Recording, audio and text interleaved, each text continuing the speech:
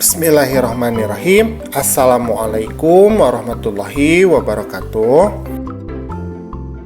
Anak-anakku, pada kesempatan kali ini kita akan belajar di kelas 4 pelajarannya ke-10, yaitu materi kisah keteladanan Wali Songo. Adapun submateri yang akan kita bahas adalah tentang kisah teladan Wali Songo.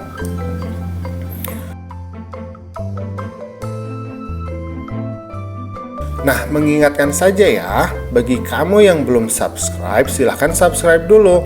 Pencet tombol like dan share channel Guru Cerdas, agar channel ini dapat terus berkembang dan memberikan manfaat bagi kita semua. Nah, pada kesempatan kali ini, kita akan membahas mengenai kisah-kisah dari para wali Allah, atau yang kita kenal kalau di Indonesia itu namanya adalah Wali Songo ya. Yang pertama adalah Sunan Gresik, atau nama aslinya adalah Maulana Malik Ibrahim.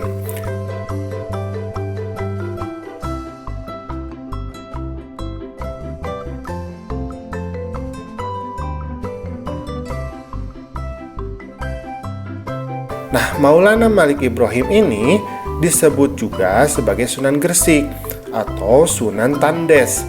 Nah, beliau lahir di Samarkand di wilayah Asia Tengah, kemudian wafat di desa Gapura, daerah Gresik di Jawa Timur. Kisah keteladanan beliau adalah semangatnya untuk mendakwahkan Islam. Sunan Gresik ini banyak membela rakyat Jawa yang tertindas oleh kerajaan Majapahit. Ia juga mengajarkan cara-cara baru dalam bercocok tanam di Nusantara. Yang kedua adalah Sunan Ampel, atau nama aslinya adalah Raden Rahmat.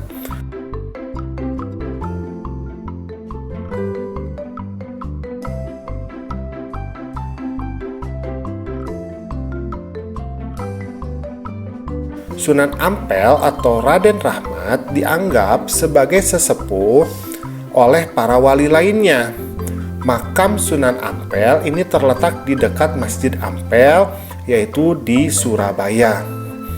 Kisah keteladanan yang menarik adalah ketika Sunan Ampel ini berdakwah kepada Prabu Brawijaya.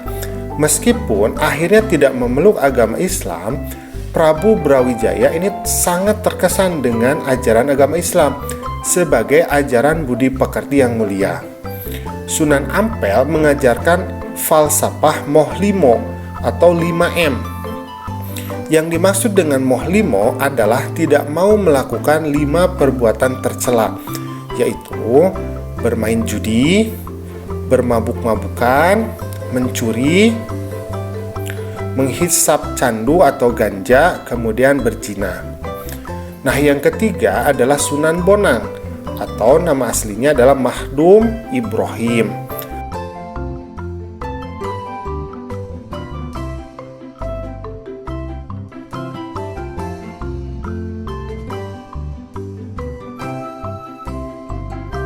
Sunan Bonang adalah putra dari Sunan Ampel yang sekaligus juga sebagai muridnya.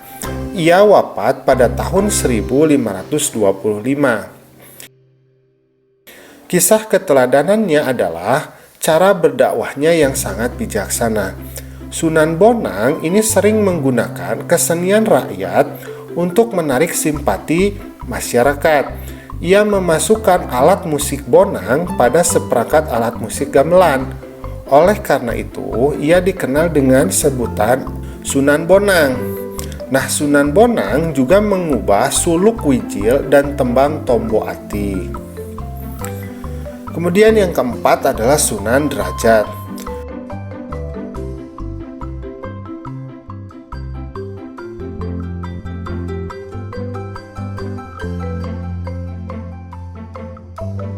Sunan Derajat juga putra dari Sunan Ampel.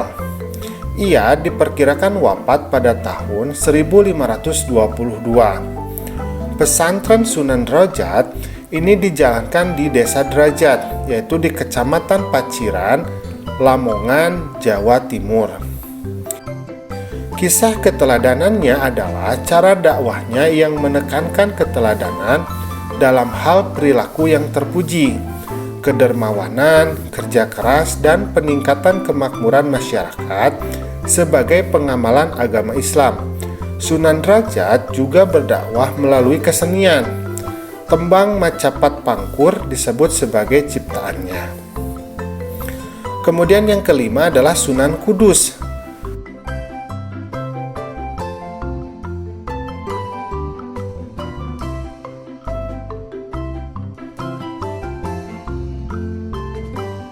Sunan Kudus adalah putra Sunan Ngudung atau Raden Usman Haji.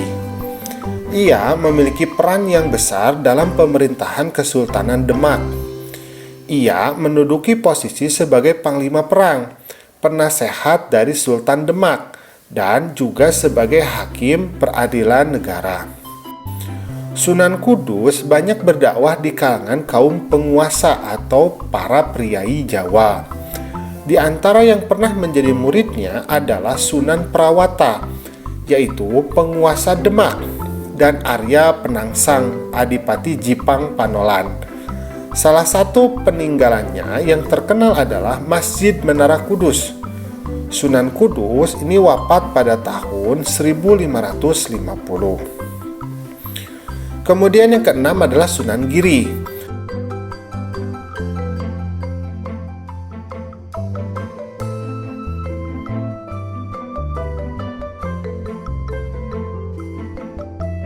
Sunan Giri adalah putra Maulana Ishak.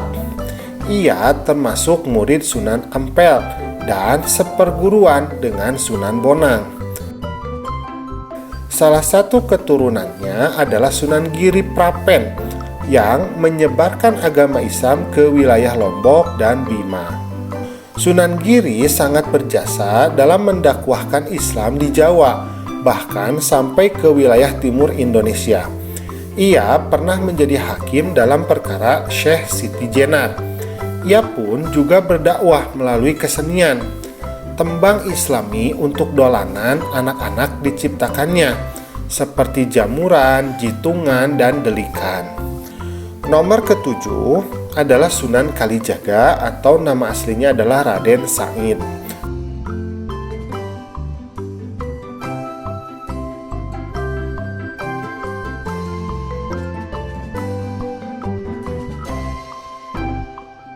Sunan Kalijaga adalah putra Adipati Tuban yang bernama Tumenggung Wilatikta atau Raden Sahur atau Sayyid Ahmad bin Mansur yang biasa disebut juga Syekh Subakir.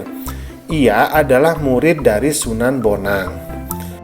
Sunan Kalijaga juga menggunakan kesenian dan kebudayaan sebagai sarana untuk berdakwah, seperti wayang kulit dan tembang suluk. Tembang suluk, ilir-ilir, dan gundul-gundul pacul juga dianggap sebagai hasil karyanya. Yang kedelapan adalah Sunan Muria atau nama aslinya adalah Raden Umar Said.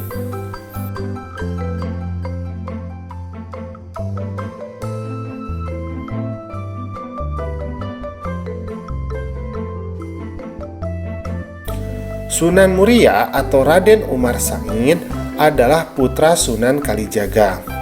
Ia adalah adik ipar dari Sunan Kudus. Tempat tinggalnya di Gunung Muria yang letaknya di sebelah utara kota Kudus di daerah Jawa Tengah. Seperti ayahnya, Sunan Kalijaga, ia berdakwah dengan cara lembut. Kesenian gamelan dan wayang tetap digunakannya sebagai alat berdakwah. Sunan Muria menciptakan tembang sinom dan kinanti.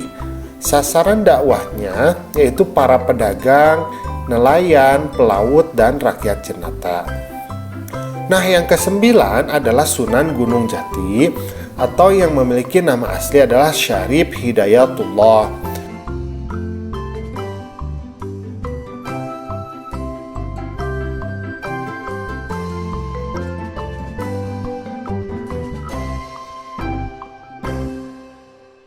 Sunan Gunung Jati atau Syarif Hidayatullah adalah putra Syarif Abdullah Umdatuddin.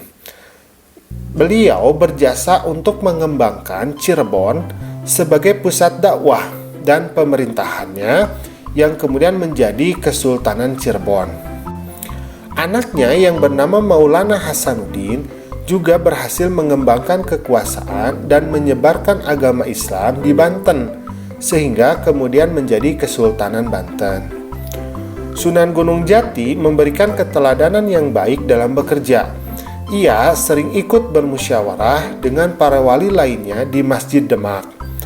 Pada pembangunan Masjid Agung Sang Cipta Rasa pada tahun 1480, Sunan Gunung Jati melibatkan banyak pihak, termasuk para wali lainnya dan sejumlah tenaga ahli yang dikirim oleh Raden Patah. Nah, itulah beberapa kisah singkat mengenai para wali Songo ya. Nah, anak-anakku, alhamdulillah pembelajaran kita pada hari ini sudah selesai. Nah, terima kasih ya sudah menyimak. Mudah-mudahan kita bisa meneladani perilaku dari para wali Allah. Assalamualaikum.